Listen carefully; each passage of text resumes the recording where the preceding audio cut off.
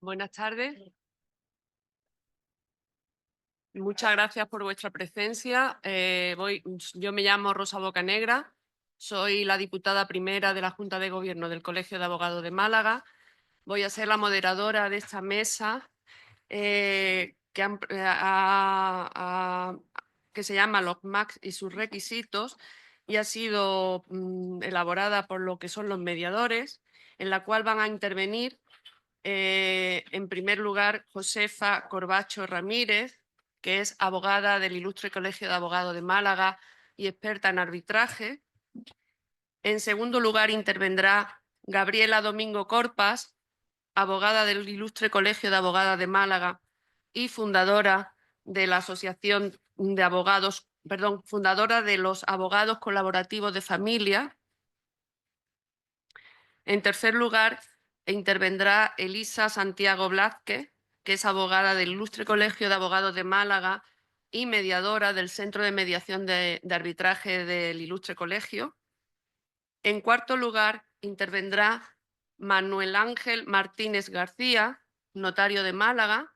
Y en quinto y último lugar, intervendrá don Joaquín de los Ríos, registrador de Málaga 15 y delegado provincial de Málaga de los registradores. Cada uno tendrá un periodo de intervención de aproximadamente 15 minutos. Y en este momento pues, le cedo la palabra a Josefa Corbacho Ramírez.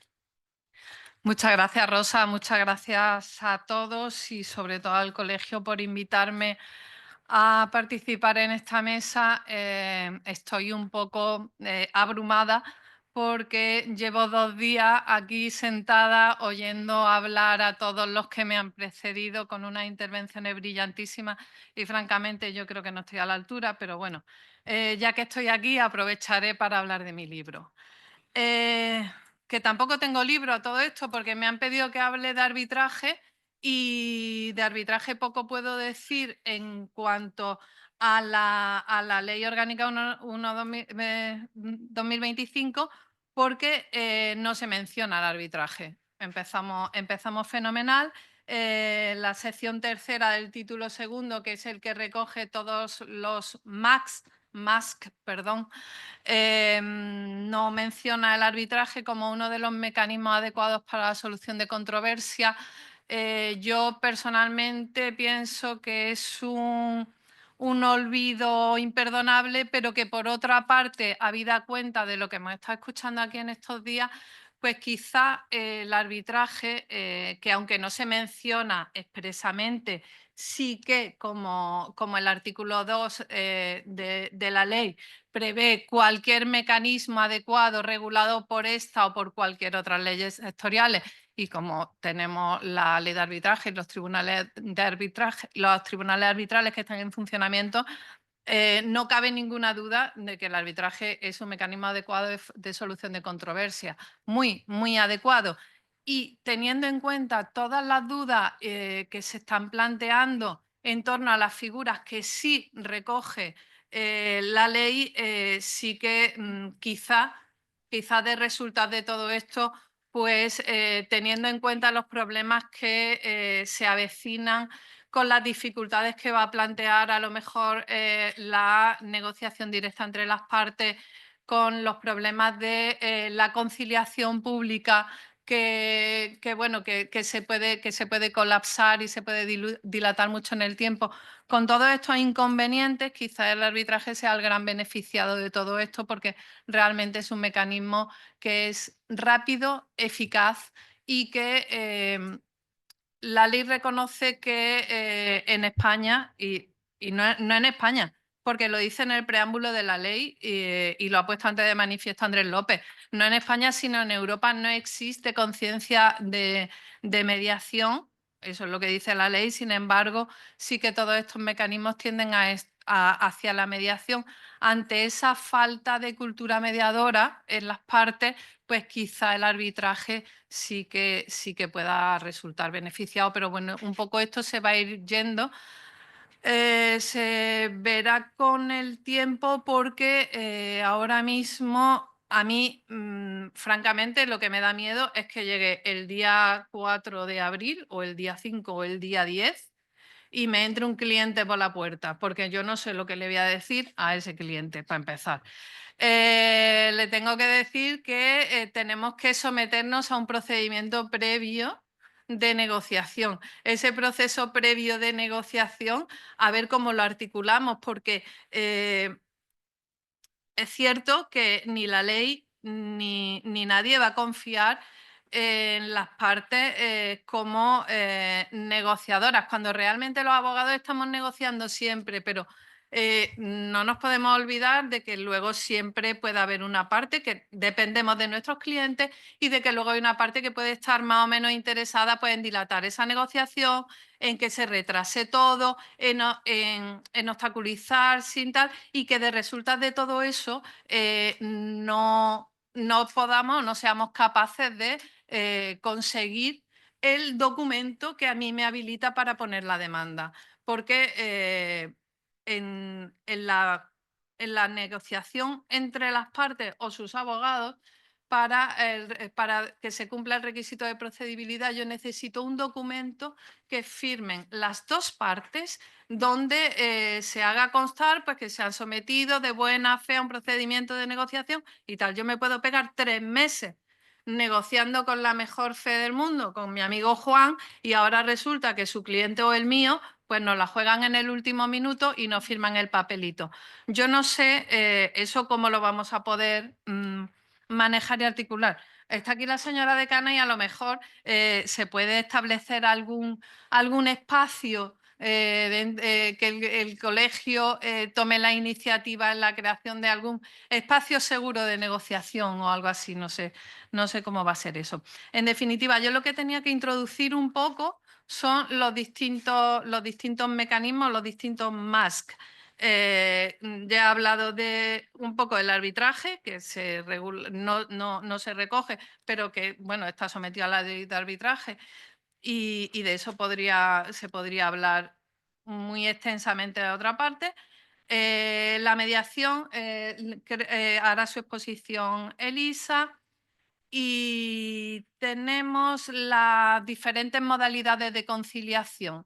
La conciliación está la conciliación de toda la vida, la ley de jurisdicción voluntaria, que parece que se va a potenciar, pero que no se nos olvide que eso existe de toda la vida. Y yo que he puesto muchas demandas, papeletas de conciliación, digo que tarda tiempo, pero es que cuando empiecen a entrar a montones, pues va a tardar mucho más. Y teniendo en cuenta que esas oficinas municipales tampoco sabemos cómo se van a articular de cara a la conciliación. Está la conciliación de siempre, como decía, la conciliación ante el notario, la conciliación ante el registrador de la propiedad y hay un mecanismo más que sí es nuevo, hasta donde yo me alcanzo a entender, que es la conciliación privada.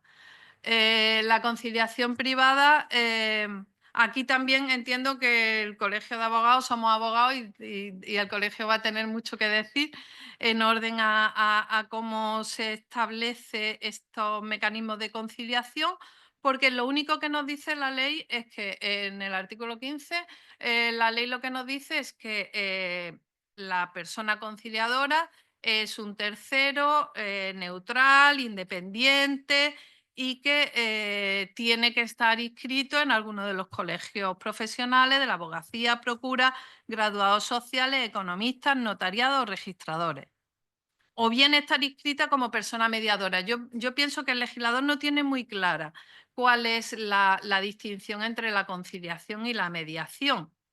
Tiene que ser imparcial, guardar el secreto profesional y tiene que tener una serie de requisitos y tiene que desenvolverse conforme a un determinado procedimiento. El procedimiento también, como muy a grosso modo, se establece en el artículo 16 que tiene que realizar una sesión inicial. Se me ha olvidado decir que yo entiendo, a mi modesto entender, que la principal diferencia entre la conciliación y la mediación va a ser que la persona conciliadora sí que va a hacer propuestas, a las partes que las aceptarán o no las aceptarán y todo eso se tendrá que documentar en un acta de inicio. La mediación parece que va tendente a que sean las propias partes con la ayuda del mediador las que por sí mismas vayan sacando sus propias conclusiones y vayan alcanzando el acuerdo, vayan aunando sus voluntades. El conciliador, sin ser un árbitro, pues parece que tiene una posición un poquito más activa o más proactiva en orden a la presentación de soluciones. Tiene que necesariamente aceptar el cargo expresamente. Es que no sé cómo se va a articular esto porque claro, la conciliación la puede instar las dos partes de común acuerdo, en cuyo caso parece que no parece muy extraño, pues las dos partes deciden, pues el conciliador va a ser Juan, pues fenomenal. Y ya está, pero también lo puede proponer una de las partes. Claro, si lo propone una de las partes, la otra parte la acepta, no la acepta, cómo se va a o propone a otro mecanismo diferente, todas esas cuestiones las deja un poco, la ley las deja totalmente al azar. No, ya te digo, no sé, porque claro, a mí me puede proponer la parte una mediación y yo contestar en el sentido de que no considero que la mediación sea un mecanismo adecuado y considero que lo puede ser el derecho colaborativo o que directamente prefiero la negociación entre las partes. Todo esto tenemos que tener en cuenta que luego, de vuelta en el procedimiento y en las costas, va a tener repercusión. Y por eso decía que tenemos un problema, y que creo que vamos a tener que organizar de alguna forma esto para que cuando presentemos las demandas no nos encontremos con que tenemos que pasar un primer filtro de admisión de la demanda y sabemos lo que es eso y muchos de nosotros lo sufrimos con frecuencia cuando cualquier interpretación de uno de los requisitos legales te lleva a la inadmisión. En fin, ahí creo que mucha tarea, no nos queda otra que adaptarnos a morir. Yo no me puedo jubilar, pero lo voy a hacer en 5 minutos. O sea que, que no me puedo jubilar y me voy a tener que adaptar, pero ahora mismo la situación es de casi de pánico. Voy a pasar muy por encima por la oferta vinculante confidencial. Ya Andrés ha adelantado algo. El único de los MASC que requiere asistencia letrada, salvo cuantía inferior o que venga regulado así por leyes sectoriales como la Ley de Circulación de Vehículos a Motor. La opinión de persona experta independiente. ¡Hala! ¿Quién es el experto independiente? ¿Quién lo va a nombrar? ¿Cómo lo van a nombrar? Antes comentábamos de resultados de la ponencia anterior que, claro, porque los MASC o la derivación a MASC, nosotros tenemos que desarrollar una actividad negociadora previa, pero luego nos pueden mandar a otro MASC. Durante el proceso. Entonces, ¿qué va a pasar con eso? Porque también, desgraciadamente, nos encontramos que en muchas situaciones en que nosotros podemos seguir una negociación privada entre las partes, pero que luego cuando lleguemos al juzgado dicen, no, pero es que los letrados no han sabido negociar esto bien y esto, váyanse ustedes otra vez a negociar otra o váyanse al experto. A mí me da miedo lo del experto independiente en determinadas situaciones porque puede haber una tendencia de quitar pleitos. Por ejemplo, se me ocurre porque lo vivo y lo sufro en un pleito de responsabilidad civil, que de repente llegas como lo que vamos a discutir sea la cuantificación del daño, y que te digan, pues váyase usted al forense, que es un experto independiente, y ya se las ventila.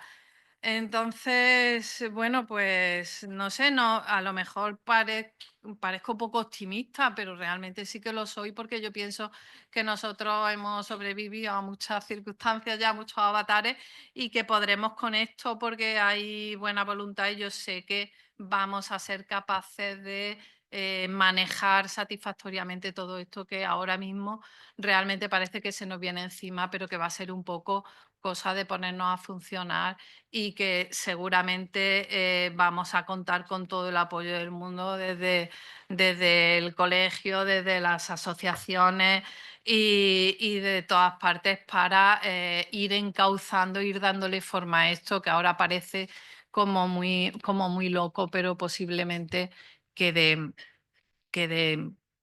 seamos capaces de manejarlo. Gracias.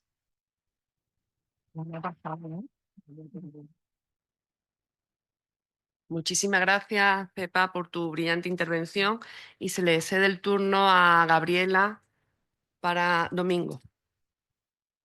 Bueno, hola a todos y... Bueno, pues me alegro mucho de veros a todos, a tantos compañeros y amigos. Muchísimas gracias al Colegio de Abogados, a nuestra querida y recién nacida decana, sobre todo porque este sea uno de los primeros actos formativos que hace el colegio, que me parece maravilloso. Y gracias a todos los que han tenido la idea de ponerme en esta mesa con tantas personas que, bueno, para mí es un honor estar compartiendo este debate con ellos. Y yo os tengo que decir que yo tengo una visión totalmente distinta a la de mi compañera. Yo pienso que esto es una oportunidad de oro. Pienso que los abogados, que somos las personas más ingeniosas que hay en el mundo, porque no tenemos más remedio que serlo para salvar tantos obstáculos, se nos da una oportunidad de oro también con esta ley, y además de abrir camino.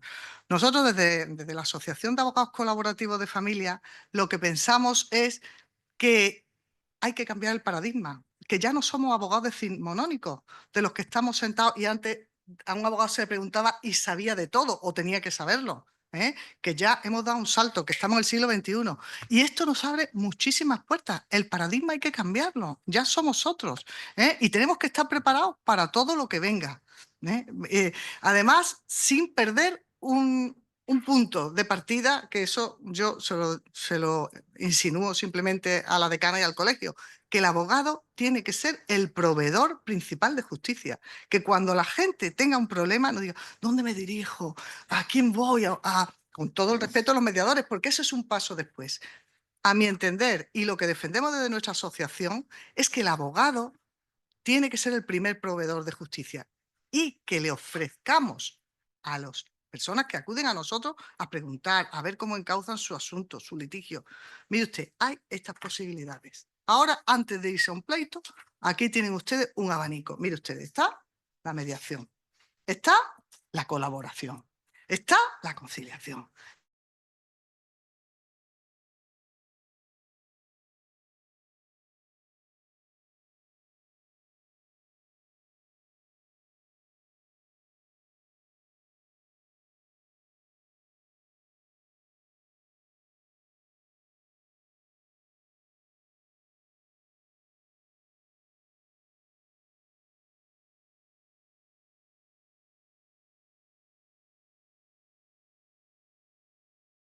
Yo come con papas en el pleito, pero tenemos que, los abogados, cambiar nuestra mentalidad, coger nuestro papel aquí ahora de primeros proveedores de justicia, que seamos los primeros, coger ese papel tan importante y que estemos preparados para saber decirle, y también nosotros ya tener un poquito de idea de decir, esto no es para colaboración, esto es para mediación. O esto, mire ustedes, esto es un tema muy enjundioso y un tema de sucesiones rarísimo que nunca lo he visto. Nos vamos a ir, pues mira, a lo mejor nos tenemos que ir a hablar con los notarios, que son los que más saben de sucesiones. O os quiero decir, pero que que cojamos el papel de ser el primero al que acuda la gente, que no nos dejemos los abogados, y yo vengo hoy a hacer un canto a eso, no nos dejemos comer nuestro terreno, tenemos que ser los primeros. Y ya veremos con nuestra experiencia, con nuestro conocimiento de los más, a cuál tenemos que dirigir a esas personas. Pienso que es un momento muy interesante, que no nos podemos quedar anclados en nuestro despacho delante del ordenador, que tenemos que saltar y coger estas posibilidades que se dan.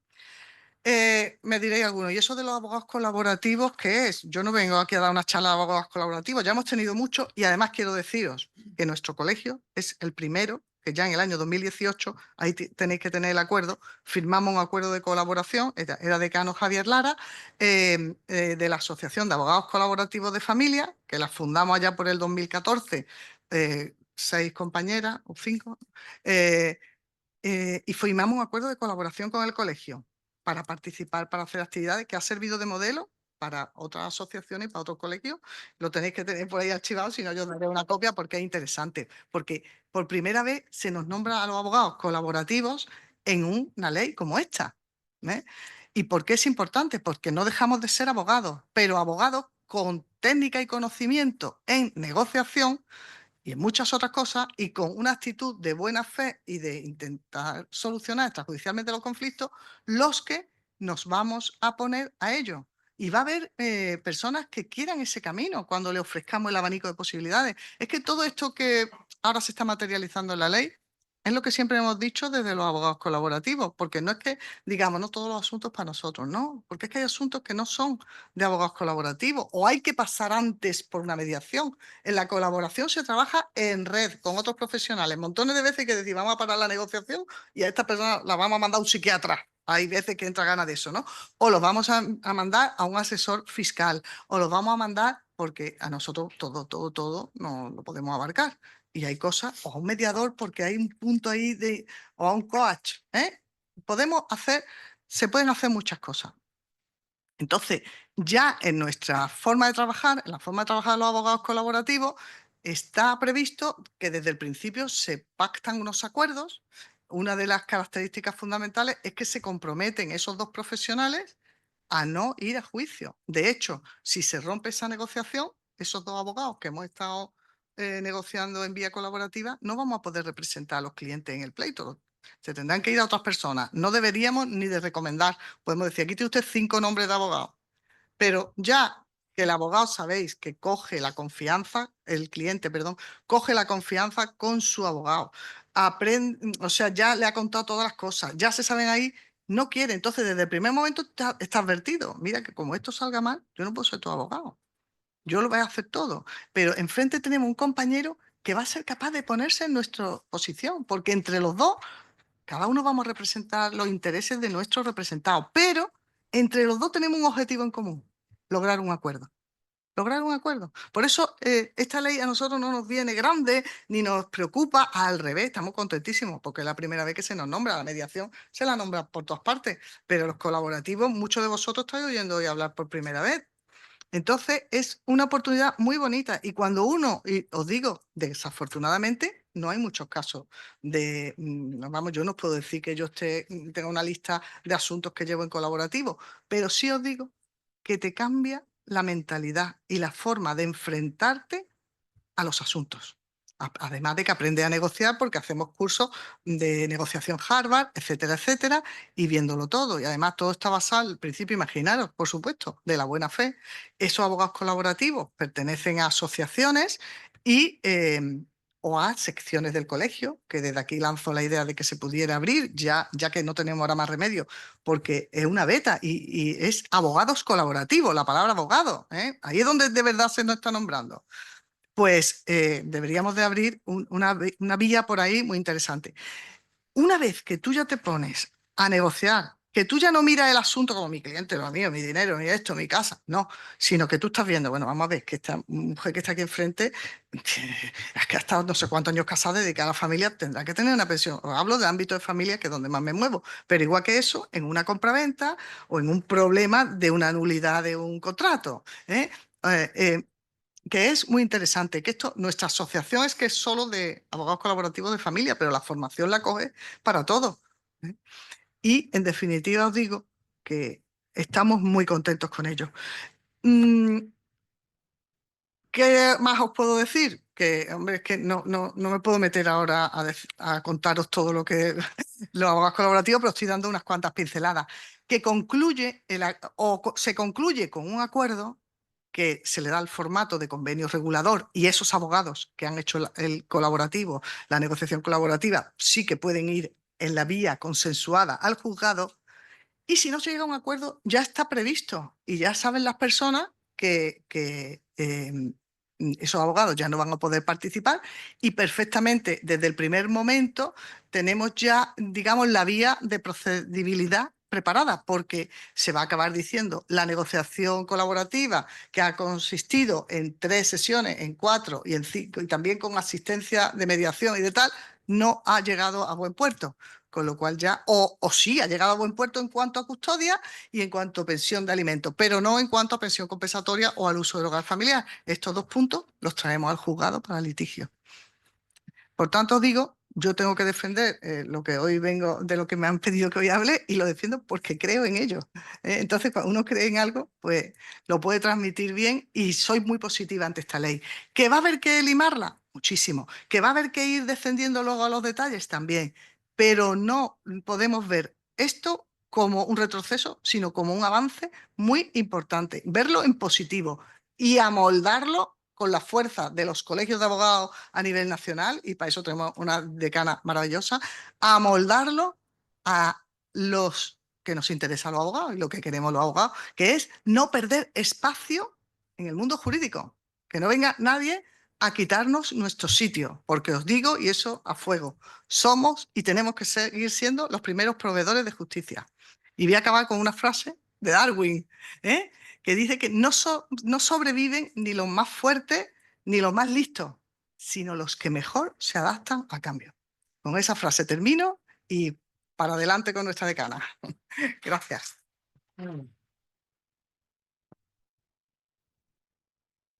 Muchísimas gracias, Gabriela, por tu interesante intervención, y paso la palabra a Elisa Santiago. ¿Cuánto tiempo tenemos? Un cuarto de hora. Vale. Yo avisaré cuando queden 5 minutos.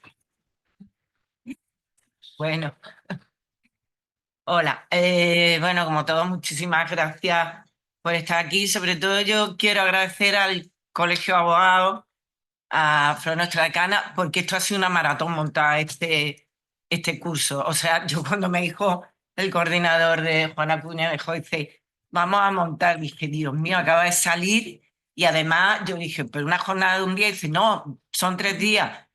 Y había que unir a muchos profesionales y con temas muy diversos, porque tenemos la parte jurídica, más jurídica de la ley, y después tenemos que hablar de lo que estamos hablando, de los MAC, que cada uno, pues, como dice Gabriela, venimos a hablar un poco de nuestro libro, donde, por supuesto, caben todos. Nosotros tuvimos una reunión previa y dijimos lo mismo que ella ha dicho, o sea, el optimismo. Yo entiendo que, y me pongo, soy abogada también, y me pongo en el lugar de lo que es puramente a nivel jurídico, al principio es complicado, es muy complicado, porque es una nueva adaptación, y entonces sabrán miles de lagunas como tema. Yo me he dedicado todavía mucho a temas de urbanismo, y cada ley nueva te entraba una desesperación tremenda, pero como bien dice, somos unos supervivientes y seguro que nos vamos a ir adaptando. Yo en la parte que me toca, pues estoy muy contenta como mediadora. Es verdad que la ley de mediación lleva desde 2012, pero yo siempre digo que sí, que se oye hablar de mediación, pero no se le ha hecho mucho caso. Decía un compañero esta mañana, como diciendo, lleva tanto y no ha avanzado, es porque no vale la pena. No lo creo. Yo creo que no hemos tenido una respuesta por parte de las administraciones de realmente divulgar lo que es la mediación. Tú preguntas en la calle a la gente qué es mediación y la mitad te lo dice, porque yo soy muy pesada, pero me dice eso de mediación y no meditación. Yo además hago yoga, o sea, me vuelven loca con la meditación, pero yo creo firmemente en la mediación, y yo me encantaría, aquí no podemos hablar, como bien ha dicho ella, de profundizar en la mediación todas las modificaciones que ha tenido. Aquí se habla de unas modificaciones de la ley a nivel procedimental, El tema de la mediación está recogido en la disposición final 20, donde se modifica a través de la disposición pues lo que nos rige, que es la Ley 5/2012 de mediaciones para asuntos civiles y mercantiles. Entonces, prácticamente es la ley que nos rige en mediación con las modificaciones que ha introducido la ley que nos ocupa. No nos da tiempo, evidentemente, a entrar en eso, me encantaría, pero es imposible. Entonces, ¿qué me queda? Pues un poco he estado escuchando desde ayer todas las intervenciones. Yo sé que por parte del colectivo al que pertenezco por ser abogada hay una cierta reticencia a la mediación porque siempre se oye mucho pero si yo antes de ir a pleito he intentado 1000 veces llegar a un acuerdo. Claro que lo he escuchado, yo lo he escuchado 1000 veces, yo también. Pero es que, vamos a ver, mediación no es que yo como abogada intente llegar a un acuerdo. Es que aquí yo no tengo nada que decir. Yo ahora me quito a todas, soy mediadora. Son las partes las que me van a hablar. ¿Y qué voy a hacer yo como mediadora? Escucharlo y hacer que su comunicación sea diferente. O sea, nosotros no vamos, en la parte que me toca, ¿no? De mediación estoy hablando exclusivamente. No vamos a asesorar, no vamos a ser directivos. Hay muchas veces que estamos en mediación y nos preguntan, ¿qué hacemos? Y te tienes que comer la lengua, ¿eh? Porque sabemos, jurídicamente quizás tenemos, porque además tengo una cierta deformación profesional, yo en la cabeza tengo lo que le diría como abogada, mira, esto es... No podemos. O sea, ahí tenéis como abogado la tranquilidad que un buen mediador, ahora como todo, un buen mediador ni dirige ni indica nada. Es más, un buen mediador siempre le dirá a sus abogados, y como ha dicho Mabel estupendamente, la primera vía tenéis que ser vosotros. Y un buen abogado sabrá distinguir qué asunto es susceptible de ir a mediación y cuál es susceptible de ir a derecho colaborativo. Porque es que no todo es susceptible de mediación, ¿eh? O sea, con esto yo he habido asuntos que se han llevado a mediación que es que me da risa, porque es una negociación o es un debate entre dos compañeros para llegar a un acuerdo en temas que ni hay lazos, vínculos afectivos, ni hay temas emocionales. Hay, ¿para qué? Si es que la mediación ahí es una negociación más que una mediación. La mediación yo la entiendo y cuando hablo estoy hablando en nombre del centro de mediación, del colegio de abogados al que pertenezco. Yo la entiendo mucho cuando los vínculos se quieren mantener. Para mí es fundamental.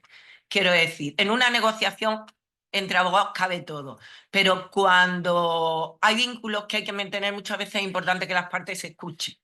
Y en mediación es un ámbito donde exclusivamente las partes se escuchan. Y se escuchan de otra manera. Mira, aquí todos hemos podido tener un conflicto en nuestra vida. Y quien diga que no, miente. O sea, todos tenemos familia, todos tenemos vecinos, todos tenemos compañeros de despacho. Es muy raro que nos llevemos 100%. Y a veces las controversias son temas de malos entendidos, de no hablarse bien. Claro que hemos intentado, antes de enfadarnos con alguien, hemos intentado hablar o incluso el orgullo nos ha impedido hablar.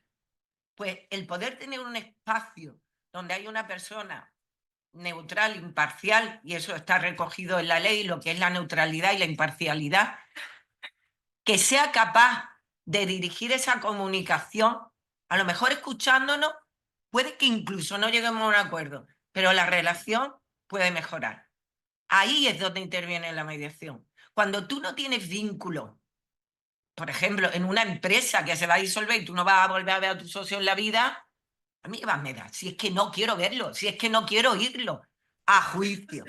Pero si por algo tienes que mantener ese vínculo, o hasta con un vecino con el que tienes que seguir viviendo porque no puedes vender la casa, el poderse escuchar y entender el por qué hemos pedido eso, por qué hemos hecho, por qué he dejado de hablarte.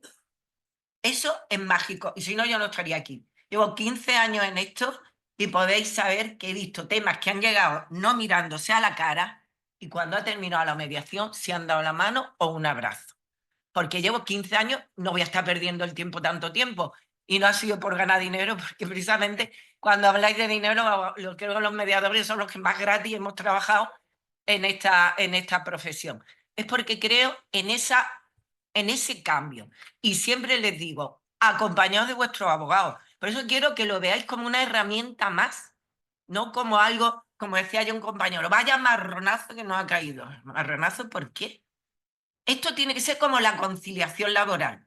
La conciliación laboral, entonces, no hemos avanzado nada. Hacer el paripé, ¿y eso qué? Porque cuando tú a tu cliente, como ha dicho Mabela, le aconsejas bien, ese cliente lo tienes fidelizado. Y ese cliente a lo mejor en mediación te resuelve un tema. Y como decía una compañera ayer, es que es un gasto más. No, si tú le resuelves el tema en mediación, no es un gasto más para el cliente, no nos engañemos.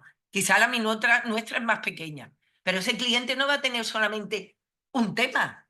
Si tú lo fidelizas, ese cliente te va a venir con otro. Y a lo mejor es un tema tremendo y le va a decir a alguien, oye, este abogado me ha ayudado a resolver este tema.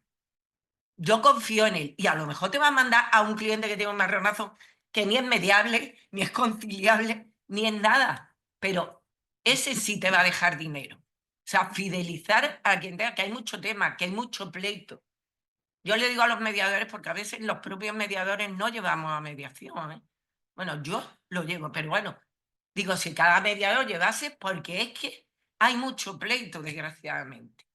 Y no conseguimos nada, siempre decía yo el compañero, es que la ley hace como que los abogados somos muy con ganas de pleito. No, yo no digo que todos los abogados tengan ganas de pleito, pero es verdad que si os ponéis o nos ponemos en contra de mediación, da que pensar, es decir, ¿y qué más os da? Ayudar a vuestro cliente de esta forma, o llevarlo primero a derecho colaborativo, o llevarlo a otro tipo, porque todos dicen, es que nosotros sabemos mediar. Os puedo asegurar que yo llevo muchos años en esto y con los 4 cursitos que nos dan en mediación, que por cierto, esta ley exige bastante más, no podemos mediar. O sea, yo he tenido que aprender desde comunicación no violenta, comunicación no verbal, emociones, porque cuando estamos trabajando con personas, esto no es inteligencia artificial. Aquí no hay alguien que le diga, mira, ¿qué hago para que esta persona le consiga hablar a la otra? No. Ahí estás hablando con personas que lloran, que se miran, que se odian, que gritan, y tú tienes que tener muchas herramientas para saber. Yo digo siempre que el mediador es como un director de orquesta. Y ahora vamos por aquí, uy, cómo están mirando, y ahora voy para allá, y ahora uno se quiere ir, y ahora tengo que templar. Es una dirección de orquesta de emociones. Por eso digo que nuevamente es un tema más, para mí la mediación, habrá compañeros que discrepen, sobre todo, y yo no soy de los que piensan solamente en la mediación, y lo dije en el centro de mediación de aquí, no nos fijemos tanto en familia, empresas familiares. ¿Cuántas empresas familiares hay en España? Un 90 y tantos %. ¿Sabéis lo que es eso? El caldo de cultivo de emociones y de que si mi hermano tal, que si está más considerado, que si menos, que si que ahora mis sobrinos que entran, que salen, los protocolos familiares. Quiero decir, hay mucho ahí, porque somos humanos y porque no somos maquinitas a las que las sentamos y el abogado le dice, ¿estás de acuerdo o no estás de acuerdo? Porque a lo mejor te están ocultando información, lo que llamamos en mediación la parte de abajo del iceberg. A ti, abogado, normalmente nos enseñan lo de arriba, no nos enseñan lo de abajo. Lo que estamos viendo, ese conflicto ahí arriba, normalmente no te lo enseña. Y lo que hablamos siempre en mediación es posiciones e intereses. Los abogados nos movemos en posiciones. No porque piden algo. ¿Para qué lo piden? Indagar eso es otra cuestión. Bueno, pues si tenéis un pleito que después va a tener montones de derivaciones, que en un primer momento haya una mediación, amase un poquito el pan y os lo dejan para hornear, hombre, yo creo que hacerle un favor a vuestro cliente. Bueno, me quedan 5 minutos. Bueno, pues dicho esto, por eso creo, y en ella soy tan optimista, para pediros de verdad al colectivo, yo soy de aquí y admiro la labor de los abogados, del esfuerzo que hacemos cada día por intentar llegar a acuerdos, pero pensar siempre que no, de verdad no tenemos todas las herramientas, os lo puedo decir porque yo tengo un antes y un después, y no verlo esto como una adversidad, sino como una ayuda, como un poder, y nosotros somos ciudadanos también. No nos gustaría cuando tenemos un procedimiento contra un familiar con tal que alguien no hubiese dicho, sentaros, porque la primera reacción es que yo me siente con esa. Bueno, pues a lo mejor el abogado es el adecuado para decirte, inténtalo, porque el cliente se deja mucho llevar por nuestros consejos. Oye, inténtalo por aquí, inténtalo vamos a colaborar los dos abogados y si no después, vamos a hacer una mediación. Y si le resuelve el cliente te va a querer toda la vida, ¿vale? Entonces, la diferencia fundamental en tema de mediación con otros más es que aquí no hay una tercera persona que decide. Es más, no debemos decidir nunca. Y mira que nos pregunta a veces. Yo le digo, no, iros a vuestro abogado. Cuando llegamos a un acuerdo, que va a ser lo que nos certifique que se ha llegado en mediación para que después nos sirva como garantía de que hemos intentado, vamos yo siempre cuando llegamos a un acuerdo les digo, y ahora cotejarlo con vuestro abogado. No, de acuerdo, digo, no. ¿Por qué? Porque yo sé más o menos cuando estamos haciendo algo que está bien, pero no quiero que después se vayan y fulanito le ha dicho que menganito... No, oye, si vuestro abogado está... Ahora también, por favor, no hacer, que muchas veces se hace, es quitarle todo, es decirle, como a mí me han venido, que dice mi abogado que esto no. Pero ¿era lo que tú querías? Sí. A lo mejor el abogado piensa que puede ganar mucho más, pero hay gente que me dice en mediación, es que yo quiero ganar en tranquilidad. Mejor ganar un poquito menos, pero después me voy a tener que ir al Caribe y me voy a gastar 5.000 euros, que prefiero renunciarlo aquí antes de tenerme que gastar en un spa porque he acabado atacado de los nervios con mi expareja, por ejemplo, ¿vale? Y entonces, muy importante, que hay muchas cosas que hablar en la modificación, que es el tema de los principios que nos rigen, la neutralidad imparcial, que dice muchas veces, los abogados los mediadores imparciales, quiero decir, equilibrio entre las partes, cuidar mucho el no dirigirlo hacia un lado o por otro, respetar mucho su voluntad, por eso es voluntario, y mucho el tema de los costes, que yo en el tema de costes en la mediación no lo veo, porque si tú garantizas que has intentado la mediación, simplemente con que se haga una sesión informativa y se diga allí que no se llega a acuerdo, yo no he visto, igual estoy equivocada, no he visto que haya una imposición en costas porque no se llegue a un acuerdo. No está mal intentar una primera sesión. Habrá personas que realmente no quieran ver a la otra parte, que la hay, ¿eh? Porque hay gente que tú le dices, mire, pues yo he llamado, mira, soy mediadora, sus hermanas, me acuerdo un tema en concreto, sus hermanas me han llamado, mis hermanas que se mueran todas. Claro. Ante eso yo ya no intento ni una segunda llamada, ¿vale? Una parte que veo problemática aquí, pero la veo con todo, es la comunicación. El comunicar a las partes, el que se puede intentar una mediación. Eso sí, porque últimamente es verdad que en algunas mediaciones me estoy encontrando con problemas que no se sabe la otra parte, porque como bien ha dicho, no sé si ha sido Catalina, el tema de que hay, a lo mejor estamos en una mediación y una herencia, hay varias partes. Entonces a veces no tenemos los datos exactos de cada uno. Y en mediación es muy importante que esté muy definido, además del objeto, perdón, el tema de quién son las partes que están legitimadas para ir a mediación. ¿Por qué? Porque a mí no me sirve de nada tener una sesión, 2 sesiones y cuando vamos a decidir dice, ya, pero yo es que yo es que realmente no soy la persona que puede decidir aquí. Entonces, pues hay que tener muy claro si es una empresa, quién es la persona legitimada para hablar en nombre de la empresa y quién tiene capacidad de decisión. Y a veces la comunicación no es fácil. Y ahí sí me preocupa, porque dice, se ha intentado una comunicación, a lo mejor se ha intentado y no es que la otra parte no quiera venir, es que no se localiza. Entonces, bueno, habrá que hacerlo ver y hasta que no se notifique realmente el intento de notificación no sea claro, ahí sí existe un escalón, que me calle ya, ¿no? Vale. Bueno, pues que muchísimas gracias, que espero que compréis mi libro, que le deis una oportunidad a la mediación y el universo estará eternamente agradecido. Muchas gracias. Muchísimas gracias, Elisa.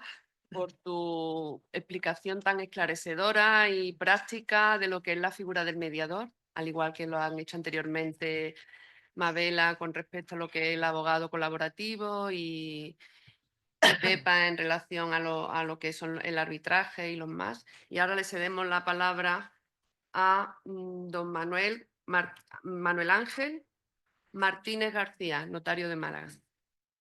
Buenos días a todos. Muchas gracias, como es obligado, por haberme invitado a participar en estas sesiones. Aunque los notarios no seamos precisamente especialistas en derecho procesal, que es algo de lo que a veces opinamos, es mi misión aquí pues hablaros un poco de manera breve.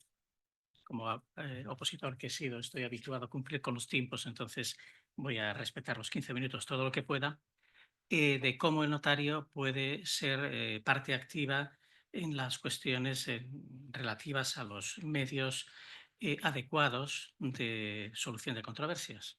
Medios adecuados para que no tengan que ser alternativos, porque el medio alternativo que todos tenemos en la cabeza, que es la autotutela, es decir, tomarse la justicia por su mano, es lo que tenemos que evitar.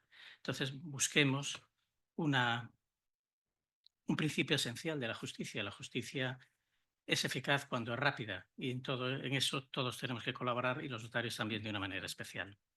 Entonces me voy a referir a dos cosas, a cómo el notario puede intervenir como ese medio adecuado de solución de controversias, por una parte, y por otra parte, cómo puede ayudar en el tema de la documentación, no solo para, desde el punto de vista procesal, acreditar el cumplimiento de ese requisito de procedibilidad para poder iniciar el juicio, sino también en la documentación del acuerdo cuando ese acuerdo se ha llegado. Es cierto que la ley nos dedica un artículo concreto a eso, entre paréntesis, que aunque no hubiera aparecido, hubiera dado lo mismo, pero hay otras derivadas que pueden ser interesantes. No me voy a referir, ya Pepa ha hablado de esto y la ley pues, parece que no que lo relegue, pero no lo trata en profundidad al tema del arbitraje. Simplemente que el notario puede intervenir como árbitro, aunque no sea una práctica muy habitual, pero a veces sí que está integrado en tribunales arbitrales. Y después también tiene una labor documentadora en el arbitraje que ha dejado la ley como voluntaria para las partes, como antes era obligatoria, la protocolización notarial del laudo, ahora es simplemente voluntaria. No le da tampoco, o sea, no se necesita para su ejecutividad, pero sí puede serlo para otras cuestiones como acceso a determinados registros públicos cuando exige el documento público como vía de acceso. En la mediación, pues tampoco me voy a extender en el tema de la mediación. El notario puede ser mediador siempre que cumpla con las condiciones que establece la ley de 2012, el tema que ya se ha hablado de los cursos, del seguro, de la inscripción en el registro de mediadores. Y sí, tengo algunos compañeros que llevan a cabo funciones de mediación. Es más, en algunos colegios notariales, como es el de Madrid, pues se han creado instituciones notariales de mediación, pero en el fondo, y en línea con lo que Elisa acaba de decir, yo reconozco que me costaría ser mediador en el sentido de que lo que siempre tienes en la cabeza es que tu función es que desemboque en un documento, porque esa es nuestra misión. Entonces, el mantener esa absoluta neutralidad para no ofrecer ninguna solución a las partes, yo reconozco que a mí me costaría mucho. Por eso no me voy a extender más en la cuestión de la mediación. Además, lo único que puede llegar es eso, nuestra misión en el supuesto de la documentación posterior, pero eso me referiré al final de mi exposición. Entonces, me voy a centrar desde el punto de vista de la intervención en el tema de la conciliación. Lo comentaba antes con Joaquín, una cosa que me choca en cierta medida. Nosotros somos uno de los sujetos activos de la conciliación, vamos a llamar reglada, la que está para nosotros regulada en la Ley Orgánica del Notariado y la que establece unos procedimientos que pero también se nos ve como sujetos de la conciliación privada. Entonces, tenemos que plantearnos desde el punto de vista notarial si es que realmente va a haber diferencias entre una y otra, desde qué punto yo puedo admitir una conciliación privada o todos, si intervengo como conciliador, eso debe ser siempre con arreglo al procedimiento y a las materias y a la competencia de la Ley Orgánica del Notariado. Además, que sea una cuestión puramente teórica, también lo que me ha chocado en la ley es que parece que se me ha desmontado un poco una de las que eran las diferencias entre la conciliación y la mediación. Es decir, la cuestión clásica es decir que la diferencia entre una mediación y una conciliación, aparte del tema de proponer o no proponer un acuerdo final, era que la persona que lo dirigía, cuando se trataba de un conciliador, pues era una persona vestida de un cargo público. Era el notario, era el registrador, el letrado de Administración de Justicia, y ahora, mediante la conciliación privada, eso se desmonta. Puede ser cualquier tercero que no ejerza un cargo público. No tiene quizás más importancia que la puramente teórica, pero como digo, me ha chocado. Desde el punto de vista notarial, en la conciliación reglada, pues es conocida, la que vino a consecuencia de la reforma de la Ley de Jurisdicción Voluntaria y de la Ley Orgánica del Notariado, que tiene un ámbito competencial y un ámbito territorial. Es cierto que ese ámbito territorial no está perfectamente definido en la Ley Orgánica del Notariado, pero sí por derivación de las normas generales sobre competencia que están en la Ley de Jurisdicción Voluntaria. En principio, una conciliación reglada parece que debería recaer y estar vinculada, como en tantos expedientes de jurisdicción voluntaria notarial, al domicilio de los solicitantes, del solicitante o de los solicitantes. Y luego tiene la delimitación competencial que ya conocemos acerca de las cuestiones que están excluidas, de menores, personas discapacitadas, organismos, autoridades públicas. Ya veremos lo que ocurre con la prometida ley en 2 años y veremos si son 2 años o 20 años para la aplicación de los medios adecuados de solución de controversia por las administraciones públicas, responsabilidad civil y todas las materias en las que no cabe la transacción. Creo que la conciliación notarial puede ser también un medio eficaz en el sentido de que hay materias, como antes he hablado del derecho de sucesiones, también en ciertas cuestiones de derecho mercantil, en que no ya solo por el tema de los conocimientos, el conocimiento que pueda tener un notario de ciertas materias se deriva en muy buena medida de su práctica, sino también porque esa labor de intentar proponer una solución eficaz para las partes la hacemos cada día. Cada vez que recibimos a un cliente, no voy a decir que cada vez, hay veces que son más estándar, pero en todo lo que se sale de lo que ustedes puedan pensar, un poder concreto, una compraventa y una hipoteca que ya viene todo predeterminado, es cierto que hay muchas materias, sobre todo en cuestiones familiares y sucesorias, en que toda la actuación previa, como muchos conocéis, a la escritura es muy relevante en el sentido de escuchar las partes, ofrecerles soluciones y documentar esas soluciones de manera que sea práctico y eficaz. Por tanto, esa iniciativa que se permite al conciliador en el ejercicio de su función, creo que puede y debe ponernos en valor como un medio de resolución de las controversias. La conciliación no es que esté estrictamente reglada, pero sí que tiene un orden.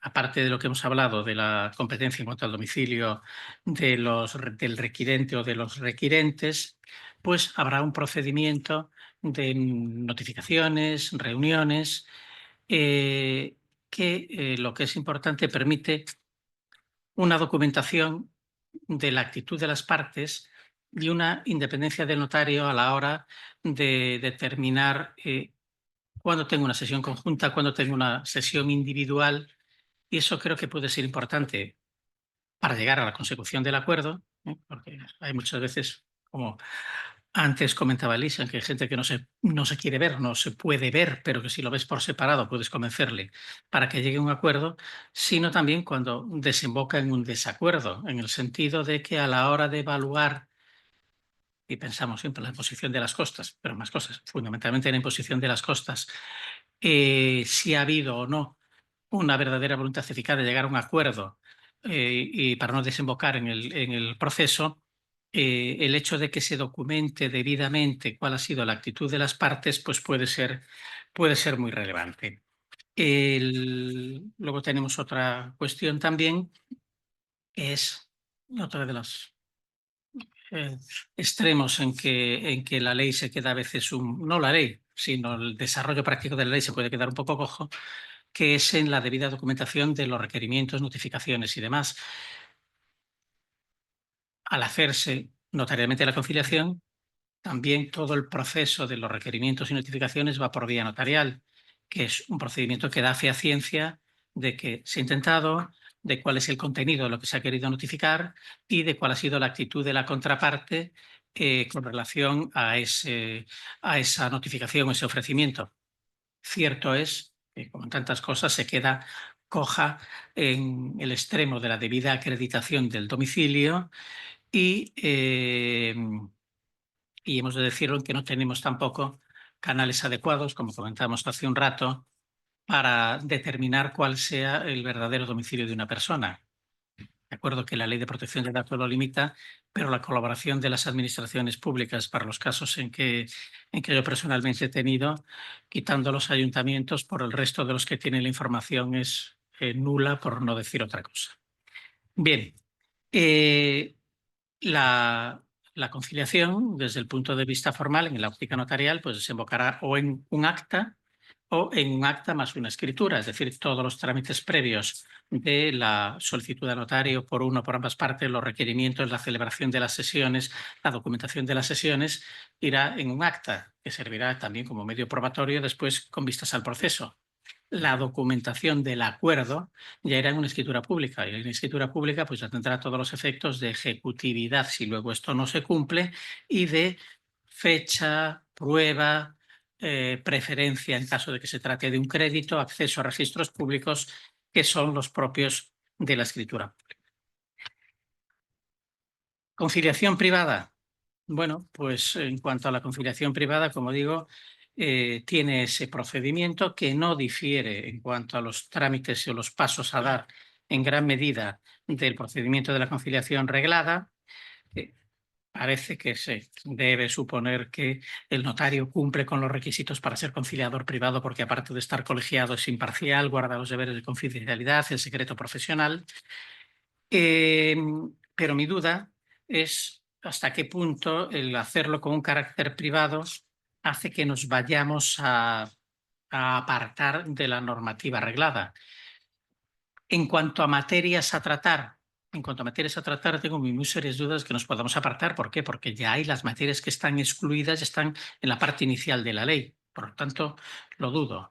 En cuanto a la que puede ser, en cuanto al tema de la competencia territorial, ahí tampoco está claro. Como digo, no hay una limitación de competencia territorial en la legislación notarial y parece que sí, que en materia de conciliación privada, si ambas partes están de acuerdo o hay algún vínculo razonable entre la materia objeto de la conciliación y la competencia notarial, sea domicilio, sea lugar de situación, lugar de cumplimiento de la obligación, lugar de situación de la finca o similares, simplemente existencia de un establecimiento o sucursal de requirente, en ese caso, parece que ahí sí quedaría un tiempo superior, un ámbito superior. En cuanto a las otras cuestiones de los otros medios adecuados de solución, simplemente decir que, bueno, que esa emisión de opinión neutral, pues que el notario sí que puede emitir esa opinión neutral, que esa opinión neutral en principio no está sometido a una forma documental, no es una escritura pública, no tiene que ser ni un acta, sino que puede ser simplemente un dictamen, cabe dentro de nuestra actividad. En cuanto a la oferta vinculante confidencial, simplemente comentar que el acta de notificación notarial puede servir de un medio de prueba y que desde el punto de vista formal, poco tengo que decir que no se haya conocido, que con relación a que las actas notariales de notificación y requerimiento tienen esa función de prueba, no solo del hecho de la notificación, sino también del contenido, que no es exactamente lo mismo la propia acta de notificación que la remisión de una carta por conducto notarial, sobre todo en cuanto a la intimación que se produce a la otra parte, su derecho a contestar, y que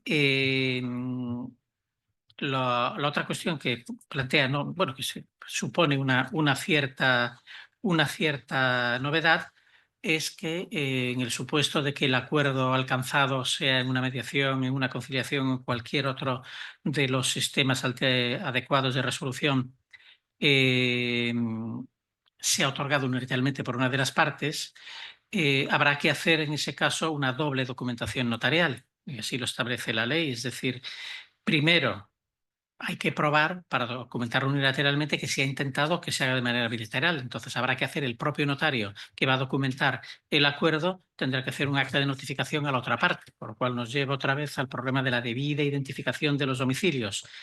Y segundo, la propia escritura que documenta el acuerdo, que aunque se haya otorgado unilateralmente por una de las partes, va a tener todos los efectos propios de la escritura pública en cuanto a su ejecutividad y en cuanto a su acceso al registro público, cosa que ya no es desconocida porque incluso está prevista legalmente para otros supuestos, como pueda ser el ejercitar un derecho de opción.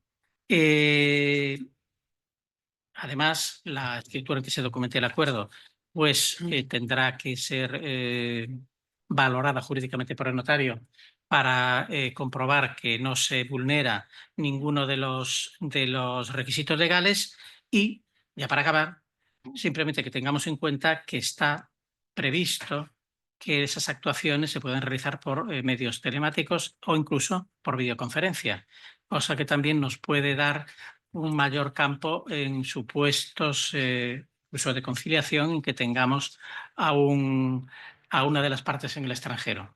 He de decir que todas las cosas que están in fiere o in itinere, la videoconferencia a veces funciona y a veces no funciona, pero bueno, es de esperar que con el paso del tiempo se vaya perfeccionando. Muchas gracias a todos. Muchísimas gracias por su participación y por su magnífica exposición. Y le pasamos la palabra ahora a don Joaquín de los Ríos, registrador de la propiedad.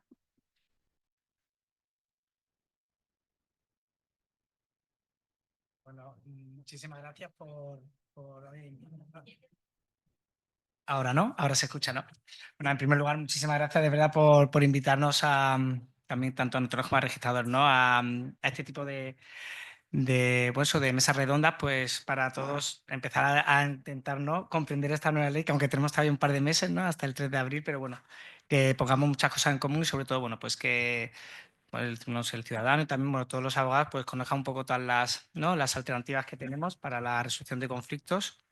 Y yo, bueno, como ha dicho Mabela, yo también soy partidario y soy de la opinión de que esto es una magnífica oportunidad para abrir la brecha de muchísimas situaciones. Sí que es verdad que en el caso de los registradores, bueno, ahora lo veremos, tenemos la competencia muy reducida para unos asuntos muy concretos, pero sí que es verdad que, bueno, pues aunque estemos ahí en el Colegio de Abogados, ¿no? Como también ha dicho Manuel, ¿no? La justicia es mejor cuando es más rápida, ¿no? Y yo creo que a veces el mejor juicio es el que no se ha tenido lugar, ¿no? Porque han llegado las partes a un acuerdo, ¿no?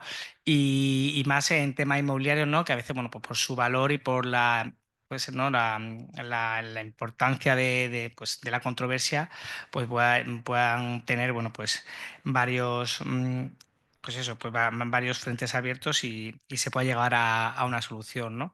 Bueno, yo antes de estar en Málaga estuve en Cabra, en un pueblo de Córdoba, y sí que es que ya ahí hice un primer acto de conciliación que fue la verdad que para mí fue una maravilla porque fueron dos familias que no se ponían de acuerdo dentro de un proyecto de reparcelación voluntaria y sí que es verdad que son meses, es tiempo, pero es verdad que cuando al final se firma el acuerdo y te viene una de las partes casi con lágrimas en los ojos diciendo que su madre, que la pobre había fallecido, llevaba años que no había solucionado el problema y que se queda solucionado, pues la verdad pues te das cuenta que hacemos cosas que, pues como habéis dicho, ¿no? Que aquí no entra tanto la inteligencia artificial, sino la inteligencia emocional, ¿no? Hay que valerse de paciencia, hay que valerse de valor, pero merece la pena, ¿no? Porque a veces hay muchos que no se cierran, pero yo creo que por los pocos que se lleguen a un acuerdo, pues yo creo que pueden llegar a merecer la pena, ¿no? Bueno, también antes de entrar aquí, bueno, hay una persona que me ha dicho, bueno, a los registradores acaban de dar aquí una cosa pues, para que podáis empezar a conciliar. Yo solo quería deciros que ya desde la Ley de Jurisdicción Voluntaria, ¿no? La Ley 15/2025, bueno, pues nos habilitaron, nos atribuyeron esta labor conciliadora de una forma un poco muy restrictiva. Bueno, yo he querido hacer así un PowerPoint de 5 diapositivas, bueno, pues para que sea más fácil no seguirme y para intentar explicar un poco mejor. A ver si aquí no. Bueno, os he incluido aquí el artículo, ¿vale? Para que, bueno, si queréis que lo vayáis viendo. Pues eso, la Ley de Jurisdicción Voluntaria, el 15/2025, nos introdujo un único artículo, donde regula absolutamente todo sobre la conciliación registral, que os podéis imaginar bastante el laxo, lo que nos da, bueno, pues a que ahora veremos que lo que es el procedimiento de conciliación, bueno, ahora con la nueva ley pues ya tenemos más funciones como conciliadores que tenemos que tener en cuenta, pero bueno, que no teníamos mucha regulación.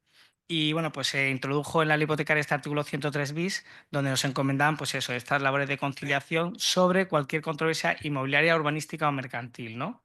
O cualquier controversia que derive a un acto o un hecho inscrito en el registro, ¿no? Ahora lo veremos, pero para que veamos que no se pueden tocar cualquier tipo de materia, ¿no? Siempre tiene que ser una materia que en cierto modo siempre afecta a lo que se llama una modificación jurídico real, ¿no?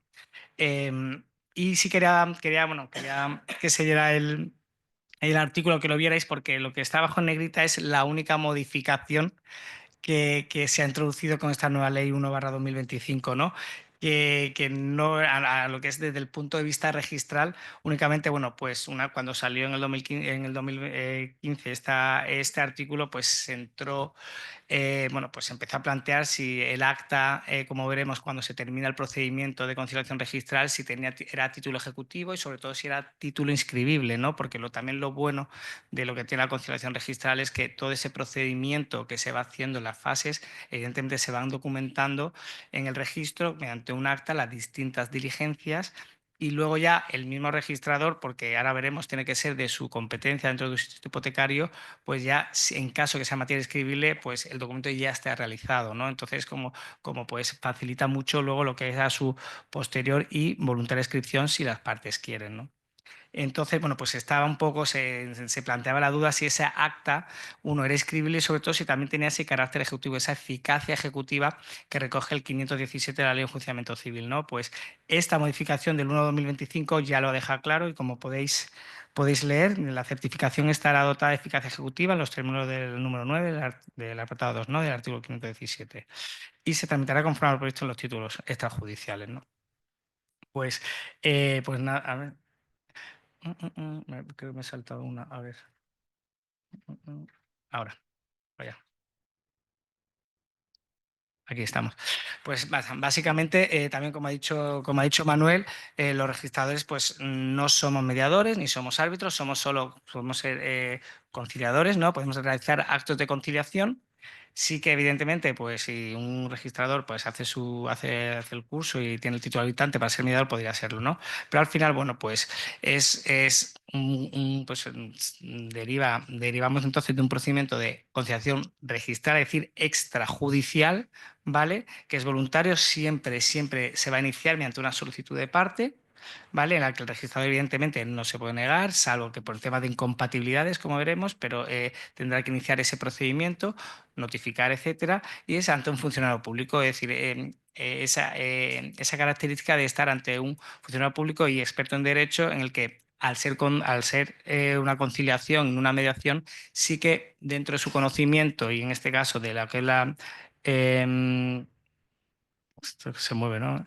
Dentro de lo que es pues eso, ¿no? El sector inmobiliario, de lo que es el derecho hipotecario, pues puede adoptar ciertas propuestas para que luego las partes, bueno, pues se pongan en su caso de acuerdo, ¿no?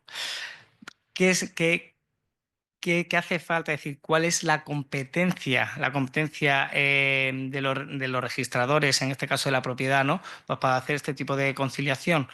Pues vamos a distinguir entre tres, ¿no? Vale, la primera es porque, como hemos visto en el artículo 3, decía que siempre que sea, decía de los registradores de la propiedad mercantiles, que sean de su competencia. Entonces, este artículo, bueno, una vez analizado, la Dirección General ha dicho que ese término competencia implica, uno, la competencia territorial, ¿vale? Aquí sí que a lo mejor, a diferencia de los notarios, sí que nosotros, yo por ejemplo soy el registrador de Málaga número 15, mi distrito hipotecario pues abarca el polígono San Luis, por ejemplo, no sé si lo conocéis, y luego pues la parte sur de Campanillas, ¿no? Es decir, la carretera que entre comillas divide Campanillas, pues si hay una controversia acerca de una parcela, una comunidad de propietarios o cualquier tipo bueno, eso, pues, asunto inmobiliario de esa zona, pues tendrían que las partes, a solicitud de parte, tendrían que, pues, mediante un escrito, solicitud, etcétera, tendrían que pues venir al registro número 15 y plantear allí pues, ese inicio de la conciliación.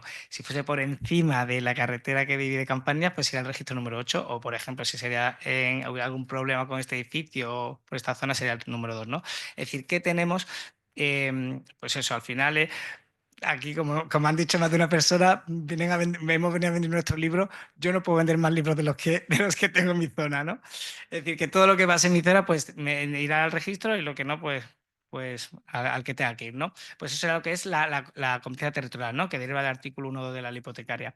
Siempre una vez solicitada esa pretendida conciliación registral, siempre el registrador, uno, tiene que calificar esa solicitud, como veremos, para que pues, consten ciertas circunstancias, como por ejemplo el domicilio, que es fundamental a las notificaciones, pero sí que tiene ciertas incompatibilidades. Por un lado, el territorial, como hemos dicho, es decir, si no es mi registro y no es esa finca registral, ese inmueble no está ubicado en mi registro, pues no se puede hacer nada, ¿no? Y también, bueno, pues también la incompatibilidad general, ¿no? Que, pues, en caso que haya un interés de un pariente de segundo grado por afinidad o consanguinidad, en el que también se incluirían, por ejemplo, los notarios, ¿no?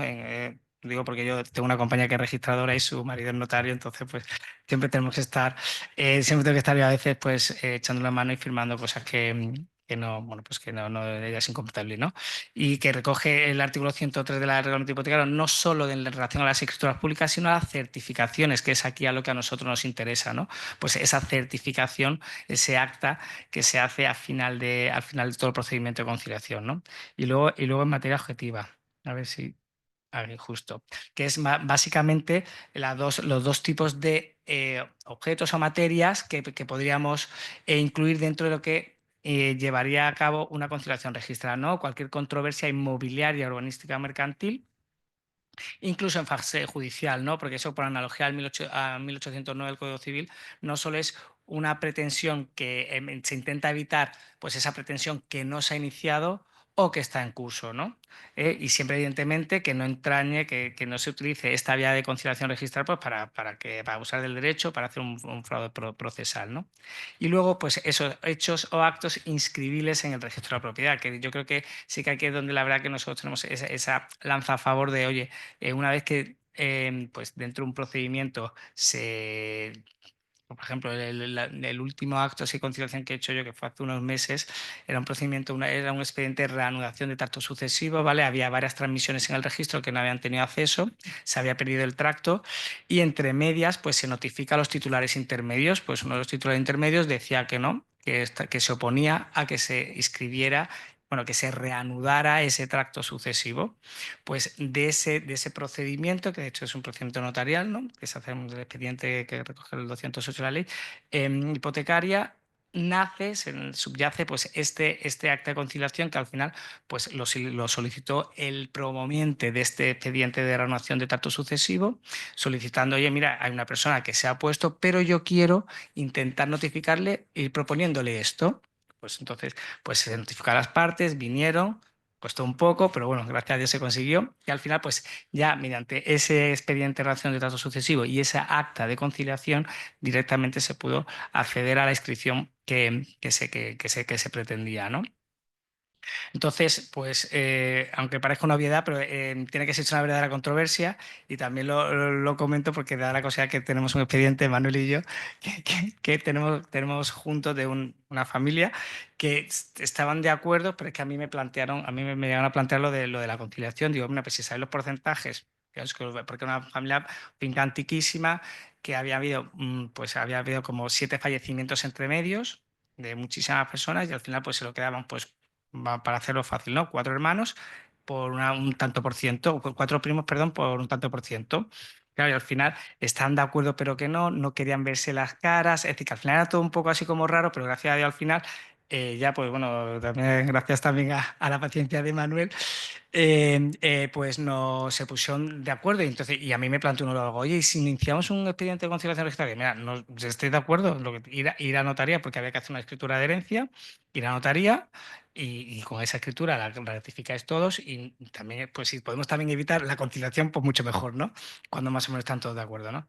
Y luego, también un aspecto que a mí también me ha parecido muy interesante es que también puede ser objeto de conciliación registral cuando se trata de materia no inscribible he puesto. Cuando digo cuando he puesto no inscribible, es decir, cuando sean documentos que a lo mejor no pueden acceder al registro. Ahí he puesto, fue en el caso que motivó esta resolución de la Dirección General de los Registros de 31 de enero del 2018, en el que una persona quería realizar un acto de conciliación porque para la restitución eran 11 metros de una finca colindante, y al no haber tenido esos metros, pues le exigía ciertos daños y perjuicios. Pues la Dirección General ha llegado a decir, la registradora dijo que no era competente porque no entraba dentro de esta competencia objetiva, y la Dirección General le dijo, pues mira, sí es, porque evidentemente lo que es modificación de metros, reestructuración de metros dentro de una finca, pues es claramente hipotecaria, y va a motivar, de hecho, una modificación jurídico-real dentro del registro. Pero es que también, si de esa controversia real o jurídico-real puede haber una consecuencia de derecho personal, pues también no por ello no puedes ir puedes iniciar esta vía, ¿no? Y por último, bueno, pues no se puede, lo que tampoco podríamos hacer es, en caso de que haya una controversia, quedamos que esto se pacte de esta forma. No, eso se puede porque tampoco lo permite, de hecho, en el tema de transacción, el Código Civil. Sí, lo que sí se puede, que hay que dejar claro, es la remisión a que en caso de que haya una controversia sobre un timo, sobre todo en tema mercantil, que creo que ya expresamente lo recoge el tercer fundido de la Ley de Sociedad de Capital, es que se puede iniciar un acto de conciliación. Es decir, dejar claro que en caso de controversia que no sea necesario ir directamente al juzgado, ¿no? Intentar esa vía antes para que, sobre todo, pues eso, notarialmente o registralmente quede claro que no ha habido avenencia, y ya con ese acta, pues eso, pues plantearlo como una prueba dentro de un registro.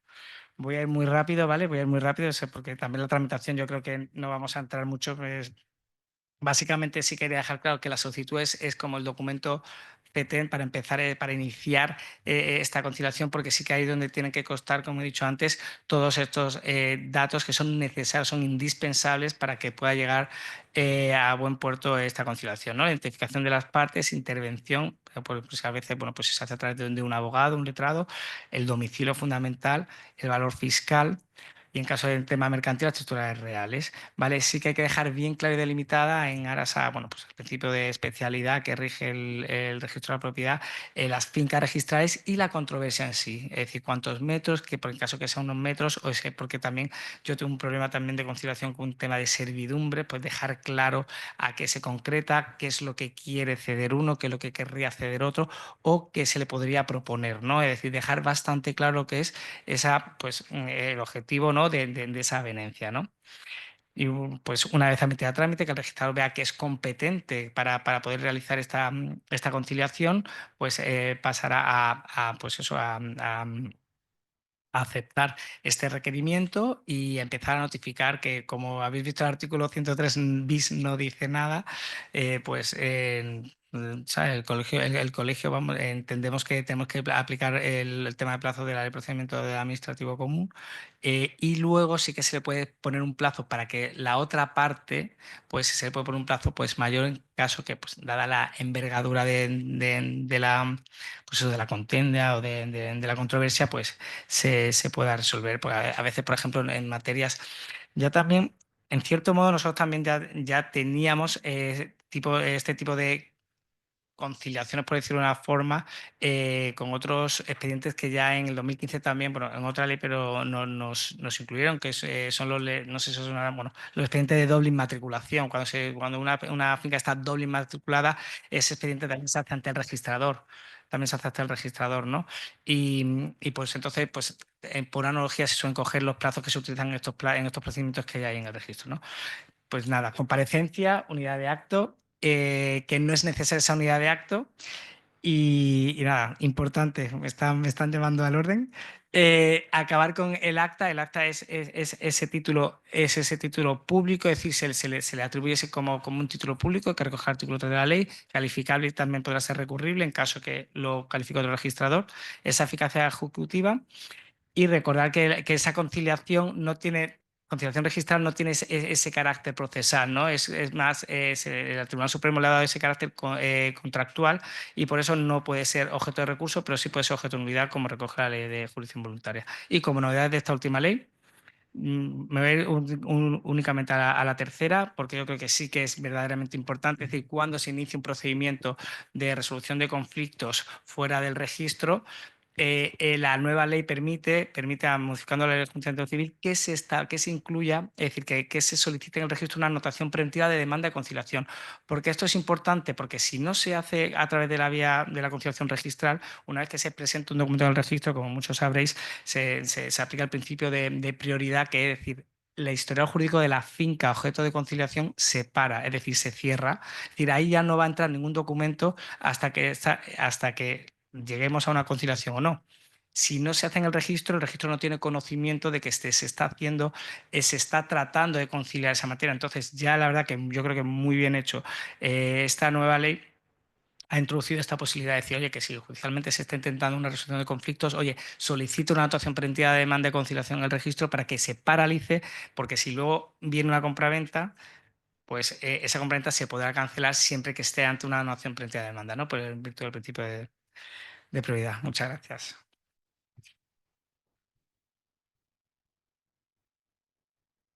Muchísimas gracias por tu clarificadora exposición sobre la conciliación registral y la repercusión que tendrá con la nueva ley. Y se abre ahora un turno de preguntas, por si hay alguna pregunta que se quiera hacer.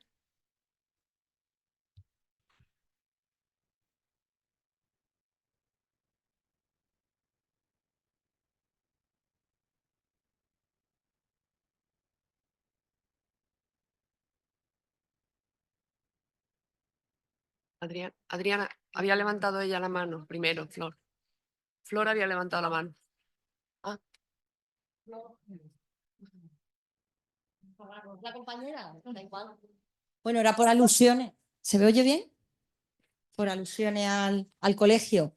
Efectivamente, ya la Junta hemos empezado a trabajar en este tema, como no puede ser de otra manera. Creo que ha sido dentro de lo muy interesante que ha sido. Yo felicito a todos, Elisa, Manuel, Joaquín, Mabela y Pepa por vuestras brillantes intervenciones. Creo que dentro de estas jornadas maratonianas que estamos haciendo, lo que despierta más interés es el tema de los MAC, porque nos preocupa tanto en contenido como el requisito de procedibilidad, como qué formato le vamos a dar. Entonces, bueno, la Junta ha empezado a trabajar en varios frentes. Uno de ellos está aquí, Sonia allí, la diputada de la Comisión de Relaciones con la Administración de Justicia, que será con su comisión encargada de trabajar con los LAG. ¿Cómo vamos a...? Bueno, primero ellos tienen que homogeneizar sus criterios, porque esa es otra, a ver si es que cada uno aquí tiene una forma de entender cómo llenar de contenido el requisito de procedibilidad.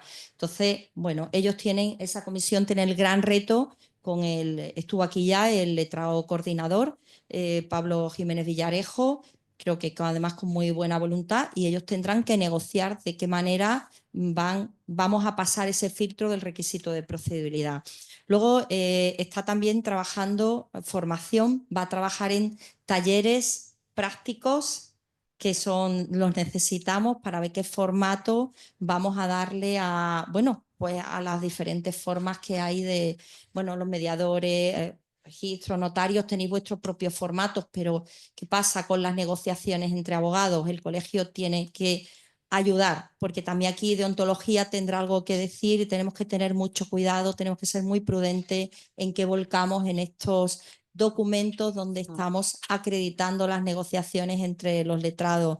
Pepa también lanzaba un guante, por supuesto, el colegio tendrá que prestar sus instalaciones tanto en la sede de Paseo de la Farola como en todas las delegaciones para que haya espacios seguros de negociación entre los letrados y la comisión. ¿Se oye? De pronto se ha ido. ¿Se ha ido o no se ha Se ha ido de pronto. ¿Ahora sí? No.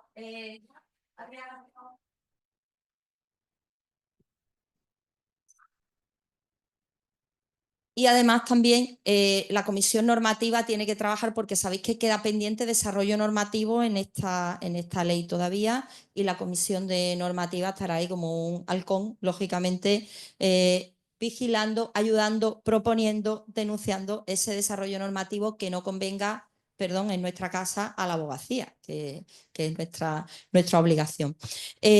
Luego, también hay algo que, bueno, yo quiero poner de relieve, mi querida Mabela, hace muy elegante, ya ha dicho, los abogados tendremos que ser los primeros proveedores de la justicia. Aquí hay además algo más, ella lo dice todo de forma muy elegante, yo tal vez menos elegante, pero también hay una oportunidad de negocio. La abogacía de Málaga es un transatlántico reluciente y este colegio también lo es. Y si aquí hay una oportunidad de negocio, pediremos, con todo el respeto a todo el mundo, que esa oportunidad de negocio sea para los abogados de Málaga. Y este transatlántico va a intentar reivindicar con la promoción de la profesión todo lo que vamos a hacer, que lo veréis en los próximos meses que acabamos de llegar, no se nos puede pedir más.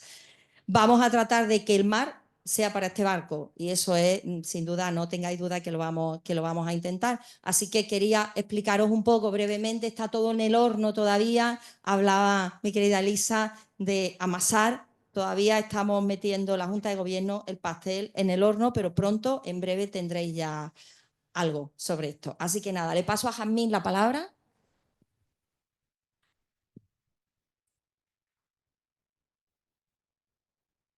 Muchas gracias, Flor. Bueno, es una pregunta para el notario que me ha gustado muchísimo la ponencia que ha hecho, creo que ha sido muy eficiente y con gran aprovechamiento para nosotros. Sin duda el conducto notarial nos da muchas garantías y nos quita la gran inseguridad jurídica que la ley esta nos está proporcionando.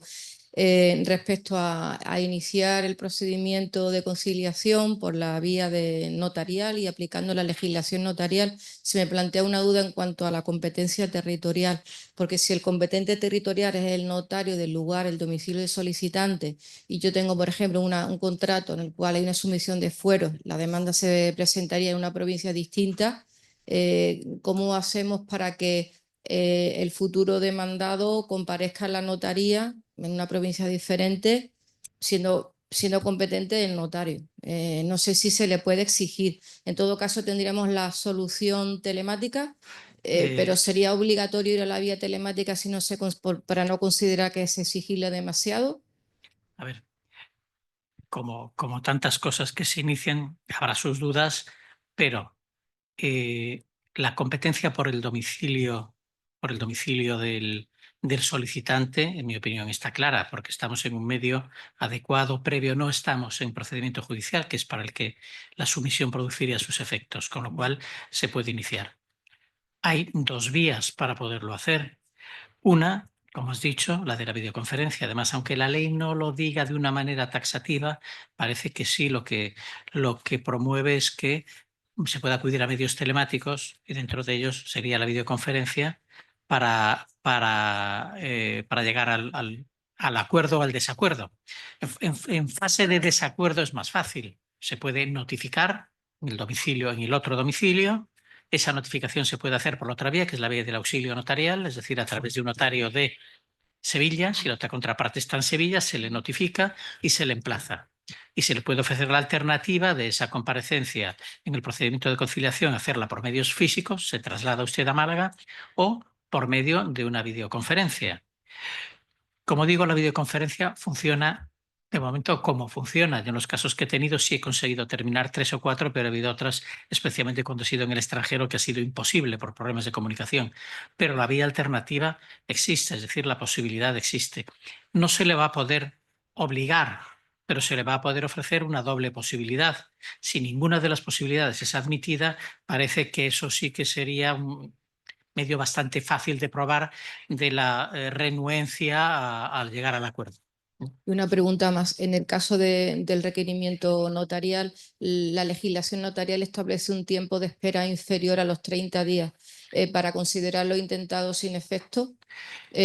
No. ¿Se adaptaría la legislación notarial a la legislación procesal? Sí, efectivamente, porque además, aunque solo por un tema de competencia normativa, el plazo ese de los 2 días genérico que establece el reglamento notarial está en un reglamento, el otro es norma legal. Y aparte, en la normativa nuestra es siempre que haya un plazo lex specialis que establezca un plazo especial diferente, pues entonces prevalece sobre el plazo de los 2 días que estamos hablando de las notificaciones normales. Realmente lo de los 2 días se quedaría por el tema de quién paga las costas y tal, que tiene una importancia mucho más relativa. Y se aplicaría, cada una se aplicaría su propio plazo. Cuando la iba hablando de los 5, los 10 días, en las notificaciones para la conciliación, los 30 días, se aplicaría el plazo propio. Muchas Y gracias. quedaría todo documentado en el mismo expediente. Pues vuelvo a reiterar el agradecimiento a todos los miembros de la mesa, a todos los que habéis participado y a todos los asistentes, tanto presencial como online. Y ya finalizamos esta jornada y nos vemos a las 4. Gracias.